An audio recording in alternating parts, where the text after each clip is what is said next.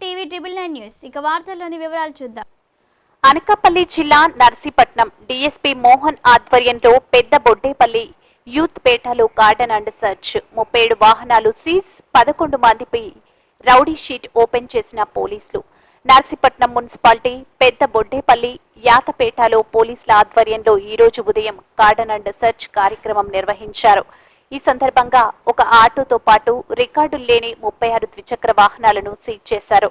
అదేవిధంగా 3 లీటర్ల నాటుసారా స్వాధీనం చేసుకున్నారు.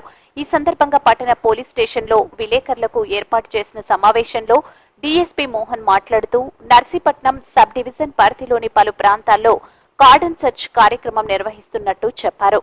దీనిలో భాగంగా రికార్డుల్లో లేని వాహనాలను సీజ్ చేస్తున్నట్టు పేర్కొన్నారు. అదేవిధంగా నాటుసారా, గంజాయి కలిగి ఉన్న వారిని గుర్తించి వారిపై కేసులు నమోదు చేస్తున్నామన్నారు. ఇంతవరకు నిర్వహించిన గార్డెన్ సర్చ్ కార్యక్రమంలో భాగంగా రికార్డులు లేని 9 వాహనాలపై కేసులు కూడా నమోదు చేశామన్నారు. అదేవిధంగా 11 మందిపై రౌడీ షీట్స్ తెరిచినట్టు చెప్పారు. గంజాయి అక్రమ రవాణాకు రికార్డులు లేని వాహనాలను వినియోగిస్తున్నారని, దీనిలో భాగంగా అలాంటి వాటిని గుర్తించి సీజ్ చేస్తామని అన్నారు. జూన్ 4న కౌంటింగ్ కారణంగా ఎటువంటి అవాంఛనీయ సంఘటనలు చోటు చేసుకోకుండా ఉండేందుకు గాను ముందస్తుగా 144 సెక్షన్ అమలు చేస్తున్నామన్నారు. దీనిలో భాగంగా 2-3కు మించి గుమిగూడితే చట్టపరమైన చర్యలు తీసుకుంటామని ఆయన హెచ్చరించారు. ఎన్నికల సమయంలో ప్రజలు, రాజకీయ పార్టీలు తమకు సహకరించిన విధంగానే ఎన్నికల కౌంటింగ్ ప్రక్రియ పూర్తి అయ్యే వరకు తమకు వారి సహాయ సహకారాలు అందించాలని డీఎస్పీ మోహన్ కోరారు. మిత్రులందరికీ నమస్కారం. నేను నర్సీపట్నం డిఎస్పీ. ఈరోజు నర్సీపట్నం టౌన్లో యాతపేట అనే కాలనీలో ఈరోజు సెర్చ్ అండ్ కార్డన్ ఆపరేషన్స్ చేశాము. నర్సీపట్నం సబ్ డివిజన్ స్టాఫ్ సహాయంతో చేశాము. ఈ సందర్భంగా ఒక 37 వెహికల్స్, 2 వీలర్స్ ఇంక్లూడింగ్ ఒక ఆటో కూడా మేము సెక్యూర్ చేసుకున్నాము. ఇవి కాకుండా కూడా ఒక 3 లీటర్ల సారా లోకల్గా ఒక ఇంట్లో అది మేము సీజ్ చేసాము. ఈ 37 వెహికల్స్ మరియు సారాకు సంబంధించి క్షుణ్ణంగా వెహికల్స్ వరకు రికార్డ్స్ అన్ని వెరిఫై చేసి సంబంధిత యజమానులకి జెన్యూనెస్ వెరిఫికేషన్ తర్వాత హ్యాండ్ ఓవర్ చేస్తాము. ఏవైతే వెహికల్స్ జెన్యూనెస్ లేకుండా, సరైన రికార్డు లేకుండా ఉన్నాయో వాటి మీద చట్టరీత్యా చర్యలు తీసుకుంటాము.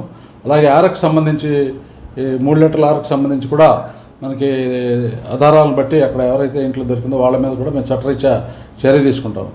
ఇవి నర్సీపట్నం సబ్ డివిజన్లో రోజుకొక చోట గార్డెన్ సెర్చ్ చేస్తున్నాము. నిన్న నక్కపల్లి అర్బన్లో చేశాము. అంతకుముందు కూడా నాతవరం మండలంలో, అలాగే మాకవారిపాలెం మండలంలో కూడా గార్డెన్ సెర్చెస్ చేశాము. అలాగే ఎస్రాయవరం లిమిట్స్లో అడ్ రోడ్ దగ్గర కూడా హైవే మీద గార్డెన్ సెర్చ్ చేశాము. ప్రతిరోజు కూడా ఏదో ప్రదేశంలో నర్సీపట్నం సబ్ డివిజన్లో గార్డెన్ సెర్చ్ చేస్తున్నాము. చాలా చోట్ల మాకు ఈ గంజాయికి సంబంధించి, అక్రమ సారాకు సంబంధించి వెహికల్స్ ట్రాన్స్పోర్టేషన్ జరుగుతుందనేది, అక్రమంగా ట్రాన్స్పోర్టేషన్ జరుగుతుంది ఈ 2 వీలర్స్ ద్వారా అనేది మనకి సమాచారం ఉంది. అందువల్ల క్షుణ్ణంగా వెహికల్స్ అన్ని వెరిఫై చేస్తున్నాము. ఎక్కడైతే వెహికల్స్ మాకు సరైన ఆధారాలు లేకుండా వెహికల్స్ తిరుగుతున్నాం అన్నీ కూడా మేము చట్టరీత్యా చర్యలు తీసుకుంటున్నాము. వీటి మీద కూడా కేసులు కూడా మేము కట్టాము. ఈ సందర్భంగా ముఖ్యంగా ప్రజలకు విజ్ఞప్తి చేసేది ఏంటంటే, నర్సీపట్నం సబ్ డివిజన్ను సంబంధించి చాలామందికి ఈ మధ్యకాలంలో అసాంఘిక శక్తుల మీద కూడా రౌడీ షీట్స్ అవి ఓపెన్ చేశాము. అలాగే నార్కోటిక్ డ్రగ్స్ ఎన్డీపీఎస్ యాక్టివిటీస్లో పార్టిసిపేట్ చేసిన, గంజా అక్రమ రవాణాలో పార్టిసిపేట్ చేసిన వీళ్ళ మీద, ఇండివిజువల్స్ మీద కూడా మేము సస్పెక్ట్ షీట్స్ ఓపెన్ చేశాము. ఇప్పటివరకు మేము 5 సస్పెక్ట్ షీట్స్, 16 రౌడీ షీట్స్ కూడా ఈ గత 10 రోజుల నుంచి మేము ఓపెన్ చేయడం జరిగింది. వీళ్ళందరికీ హెచ్చరించేది ఏంటంటే, అసాంఘిక కార్యక్రమాల్లో పాల్గొని ప్రజాశాంతికి భంగం కలిగిస్తున్నందున వీళ్ళందరూ కూడా కఠిన చర్యలు తీసుకుంటాము. తర్వాత గత 13వ తారీఖు జరిగిన జనరల్ ఎలక్షన్స్లో ప్రజలందరూ మాకు సహకరించారు. అలాగే రాజకీయ పక్షాలు కూడా మాకు సహకరించినవి. మేము పోలీస్ శాఖ నుంచి నేను అందరికీ కూడా నా కృతజ్ఞతలు, అభినందనలు తెలుపుకుంటున్నాను. అలాగే రాబోయే జూన్ 4వ తారీఖున కౌంటింగ్ ప్రక్రియ జరుగుతుంది. ఆ సందర్భంగా police act 30 police act, 144 section CrPC, తర్వాత మన ఎలక్షన్ కోడ్ కూడా అమల్లో ఉంటాయి. అందువల్ల దయచేసి ప్రజలందరూ కూడా పోలీసు వారు తీసుకునే చర్యలకి అలాగే సహకరించవలసిందిగా కోరుచు ఈ సెక్షన్లు అమల్లో ఉన్నందున పై చెప్పిన 144 సెక్షన్ అన్నీ కూడా అమల్లో ఉన్నందున ప్రజలు నలుగురు కంటే కూడా గుమిగూడి ఉండరాదు. అలాగే కౌంటింగ్ ప్రక్రియ సందర్భంగా ఎటువంటి పందాలు కాయకుండా జయాపజయాలని మనం అతీతంగా ఉంటూ పోలీస్ శాఖకు సహకరించవలసిందిగా నేను నా విజ్ఞప్తి. తర్వాత రౌడీ షీటర్స్ మీద పూర్తి నిఘా ఉంది. వాళ్ళ మీద వాళ్ళు ఎటువంటి అసాంఘిక సంఘటనలు కానీ అవాంఛనీయ సంఘటనలు కానీ పార్టిసిపేట్ చేస్తే తీవ్రమైన కఠిన చర్యలకు వాళ్ళు బాధ్యులు అవుతారు. అందువల్ల వాళ్ళు కూడా అప్రమత్తం ఉండాల్సిందిగా కోరుచున్నాను.